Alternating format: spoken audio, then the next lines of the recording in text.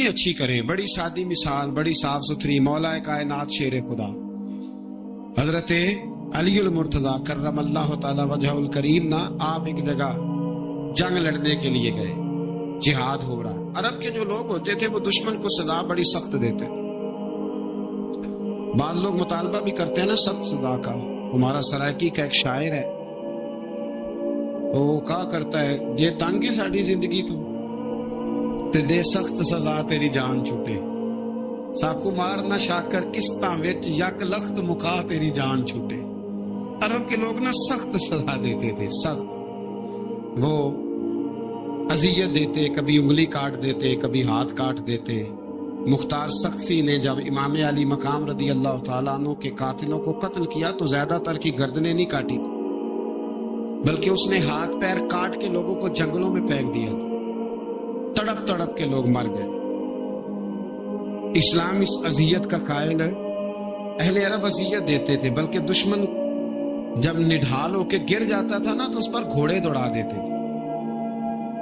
گھوڑے دوڑ جاتے تھے اس پر، لاشیں مسک کر دیتے، ناک کان آنکھیں نکال ڈالتے، ٹکڑے کرتے تھے وجود کے، اذیت دیتے تھے. تو جب کوئی آدمی کسی کے نرگے میں آ جاتا تھا نا، قابو میں آتا تھا، تو اس کی خواہش ہوتی تھی کہ میں مارنے والے کو غصہ دلاؤں تاکہ مجھے جلدی مار دے، اذیت نہ دے، تکلیف نہ دے، مجھے جلدی مار ڈالے، جلدی قتل کر ڈالے. یہ ان کا مزاج ہوتا تھا، رویہ ہوتا تھا. حضرت مولا علی شیر خدا کرم اللہ تعالی وجہ الکریم دشمن پر غالب آ گئے. جب غالب ہوئے تو اس نے معاذ اللہ حضرت علی پر تھوک دیا. کافر تھا، اس کا ارادہ یہ تھا کہ میں حضرت علی کو غصہ دلاتا ہوں تاکہ یہ مجھے جلدی مار دے. لیکن اسے نہیں پتا تھا یہ علی ہے. اسے نہیں خبر تھی کہ یہ جو خمیر ہے نا، ان کی تربیت مدینے والے محبوب نے فرمائی ہے. یہاں جو چمک دمک ہے اس کا رنگ ساری دنیا سے نرالا ہے، انوکھا ہے، شاندار ہے، وزادار ہے، کمال ہے. کہا حضرت علی پر معاذ اللہ میں یہ کام کرتا ہوں تاکہ وہ جلدی قتل کر دیں گے. لیکن جب اس نے مولا علی کی طرف یہ نازیبا حرکت کی تو حضرت علی نہ تلوار چھوڑ کے پیچھے ہٹ گئے. توجہ کرنا، رزلٹ دیکھنا. مولا علی پیچھے ہٹ گئے اور فرمانے لگے جا تو آزاد ہے. وہ کہنے لگا میں آزاد ہوں، کس طرح، کیسے؟ تو حضرت علی فرمانے لگے میرا تیرا ذاتی جھگڑا تو کوئی نہیں نا، نہ تو نے میری زمین پہ قبضہ کیا، نہ میرا مال لوٹا، نہ میری عزت پر ہاتھ ڈالا. میرا تیرا جھگڑا اللہ کی رضا کے لیے، خالص اس لیے کہ تو اللہ کی نافرمانی کر رہا، خالصتاً اس لیے تیرا اور میرا یہ جھگڑا ہے. باقی جہاں تک تعلق اس بات کا ہے کہ اب تو نے میری ذات شامل کر دی، اب تو نے مجھے تکلیف دے دی، اب تو نے مجھے اذیت میں مبتلا کر دیا. تو حضرت مولا علی شیر خدا فرمانے لگے اب ذات آ گئی ہے میری بیچ میں، اب میری ذات بیچ میں آ گئی ہے. اب اگر میں تجھے قتل کروں گا تو لگے گا میں نے اپنے ذاتی غصے میں قتل کیا. لہٰذا اب معاملہ یہ ہے کہ میں تجھے آزاد کرتا ہوں، اب تو چھٹی کر سکتا ہے، جا سکتا ہے، دوبارہ کبھی میرے ہاتھ آئے گی تو دیکھی جائے گی. مولا کائنات نے اسے چھوڑ دیا، لیکن وہ حضرت علی کا غلام بن گیا. وہ غلام بن گیا، کہنے لگا علی اب سمجھ آئی ہے کہ دین کتنا شاندار ہے، دین کتنا اعلیٰ ہے، دین کی قدریں کتنی پاکیزہ اور کتنی حسین ہیں اور کتنا منور ہے محبوب کریم کا دین. آپ مجھے کلمہ ہی پڑھا دیں. گویا جو بندہ تلوار سے فتح نہ ہو سکا وہ مولا علی کے خلوص سے فتح ہو گیا. حضرت علی کے خلوص سے، للہیت سے، اللہ کے ساتھ جو ان کا رشتہ تھا، اس رشتے کی برکت سے وہ آدمی فتح ہو گیا. میرے بھائی، ہمارے معاملات کے اندر للہیت ختم ہوتی جا رہی، خلوص نہیں رہا. کرامتیں ہیں، کہانیاں ہیں، داستانیں ہیں، الزامات ہیں، جھوٹ ہے، فریب ہے، فراڈ ہے، بڑا کچھ ہے. اگر نہیں ہے تو خلوص نہیں ہے. اگر نہیں ہے تو ہمارا اللہ اور اس کے رسول کے ساتھ رضا والا معاملہ نہیں ہے. کسی چیز کو اس کی حقیقت کی بجائے ہم تصورات کی دنیا میں جا کے، خیالات، توہمات اور افواہوں کی دنیا میں جا کے اس کو قبول کرتے ہیں. یاد رکھو، جن لوگوں کی زندگیاں اللہ کی رضا کے لیے تھیں وہ لوگ بڑے اچھے تھے. بڑے خوش بخت تھے، بڑے خوش نصیب تھے. انہیں بدر کے میدان میں گردنیں کٹانے میں بھی بڑا ہی مزہ آیا تھا. انہیں آپ دیکھیں نا، احد کے میدان میں جانے دینے میں بھی انہیں بڑا مزہ آیا. جب آدمی میں خلوص ہوتا ہے تو اس کے لیے جان قربان کرنا بھی آسان ہو جاتا ہے. لیکن جب خلوص نہیں ہوتا، پھر گفتگو ہوتی ہے، پھر باتیں ہوتی ہیں، پھر داستانیں ہوتی ہیں، پھر کہانیاں ہوتی ہیں، پھر لب و لہجہ ہوتا ہے، پھر منصوبہ سازی ہوتی ہے، پھر ہیلے بہانے، پھر سگرے کبرے جوڑ کے لوگ کہانیاں اور داستانیں بناتے ہیں. خلوص اور للہیت کے ساتھ اللہ کی بارگاہ میں جھکے. عبادتوں کا، ریاضتوں کا، تلاوتوں کا جتنا اللہ ہمیں موقع دیتا ہے اس میں خلوص شامل کرنے کی کوشش کریں، للہیت شامل کرنے کی کوشش کریں، اللہ کی رضا شامل کرنے کی کوشش کریں. میرے نبی رحمت صلی اللہ تعالی علیہ وسلم نا حضرت معاذ ابن جبل کو جب یمن کے لیے روانہ کرنے لگے تو رسول پاک علیہ السلام نے بڑی نصیحتیں فرمائیں. ان نصیحتوں میں درد بڑا تھا. کیوں؟ اس لیے کہ حضور نے انہیں بتلایا تھا کہ جب تم واپس آؤ گے تو میری تمہاری ملاقات نہیں ہوگی، تم میری قبر سے گزرو گے. اکھاں جدو میٹیاں زمانہ مینوں روے گا، اپنا تے اپنا بیگانہ مینوں روے گا. جدو نہ میں دسیا میں خاراں نوں میں خانے وچ جام ٹوٹ جان گے تے میں خانہ مینوں روے گا. کئی لک لک رون گے تے کئی بک بک رون. گلیاں دا ایانا تے سیانا مینوں روے گا.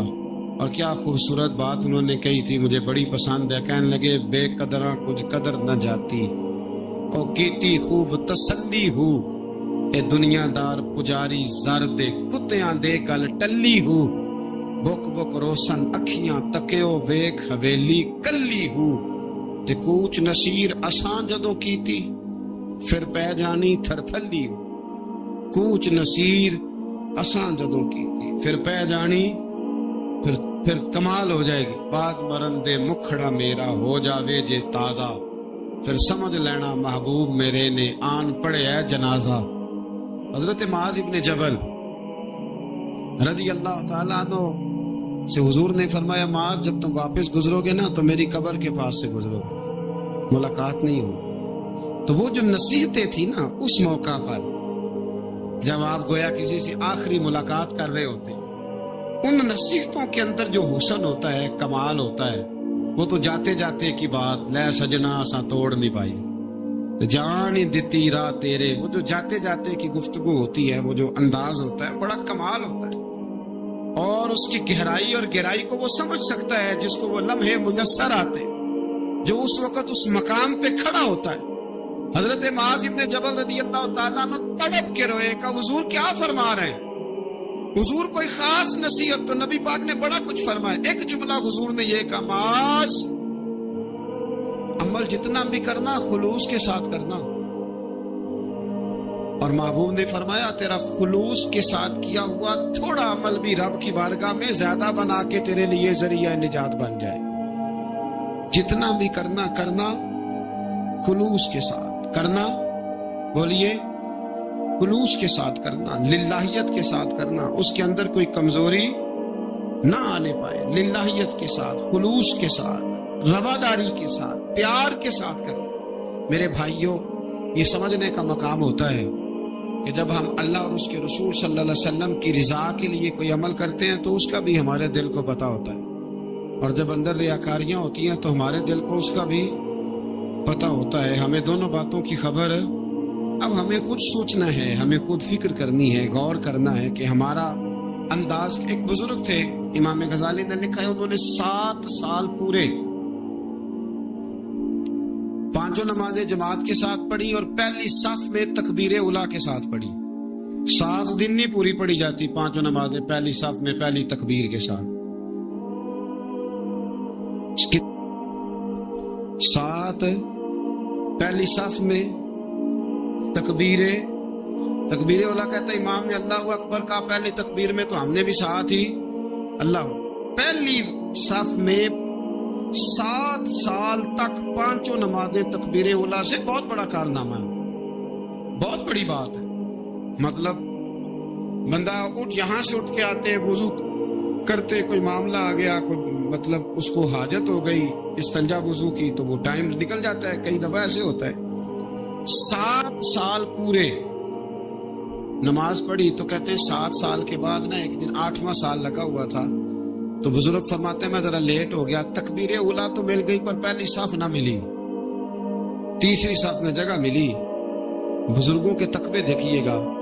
فرماتے تیسری صف میں نے نماز پڑھی تو میرے دل کے اندر خیال آیا یار لوگ کیا سوچیں گے کہ اتنا اچھا اس کا ریکارڈ تھا، پہلی صف میں یہ نماز پڑھتا تھا تو آج تیسری صف میں لوگ کیا سوچیں گے. فرماتے ہیں جب یہ لفظ زبان پہ آیا تو میرا ضمیر بول پڑا، جب یہ سوچ دل میں آئی تو میرا اندر تڑپ اٹھا، چھم چھم میرے آنسو نکلنے لگے، میں رویا. اور فرماتے ہیں لوگ چلے گئے اور میں نفل پڑھتا روتا رہا. میں نے کہا اللہ مجھے یوں لگتا ہے وہ 7 سال تک پہلی صف میں جو نمازیں پڑھتا رہا وہ تو لوگوں کو دکھانے کے لیے پڑھتا رہا. فرماتے ہیں میں نے 7 سال کی نمازیں قضا پڑھی، قضا نمازیں پڑھی، اس لیے کہ مجھے سمجھ آئی کہ وہ نماز اللہ کی رضا کے لیے نہیں تھی، وہ تو بندوں کو ریکارڈ بنانے کے لیے. میں نے وہ 7 سال کی نمازیں قضا پڑھی. اور فرماتے اب دوبارہ سے جب میں جاتا ہوں تو پھر میں اپنے دل پہ غور کرتا ہوں کہ پہلی صف تکبیر اولا پر یہ بتا نیت کیا ہے، یہ بتا کہ تیرا ارادہ کیا ہے. شیخ سعدی فرمایا کرتے تھے تیرے وجود کا قبلہ تو سیدھا ہے، دل کے قبلے کی بھی بات بتا. تیرے وجود کا قبلہ درست ہے پر دل کے قبلے کی بھی، ہاں خودی کا سر نہاں لا الہ الا اللہ، خودی کا تیغ فساں لا الہ، یہ دور اپنے ابراہیم کی تلاش میں ہے. صنم کدا ہے جہاں لا الہ الا اللہ، صنم کدا ہے جہاں لا الہ الا اللہ. اور اگرچہ بت ہیں جماعت کی آستینوں میں پر مجھے ہے حکم ازاں لا الہ الا. تو یہ جو ہمارا مزاج ہے لوگوں کو دکھانے کا، بتانے کا، سنانے کا. شیخ ابو العباس مرسی فرماتے کہ مجھے کئی دفعہ محبوب کریم علیہ السلام کا دیدار نصیب ہوا. میرا اور حضور کا معاملہ تھا، پھر میں نے لوگوں کو بتانا شروع کر دیا. فرماتے ہیں پھر انہوں نے آنا چھوڑ دیا، اس لیے کہ کچھ باتیں ایسی ہوتی ہیں جو بتانے کی نہیں ہوتی، لیکن کچھ بندوں کو بشارتیں ہوتی بڑی ہیں، وہ ان بیچاروں کو بد ہضمی ہو جاتی ہے. وہ بتائیں نا جب تک 20 لوگوں کو، تب تک ان کی وہ بد ہضمی ختم ہے. حالانکہ ہر چیز بتانے کی، دکھانے کی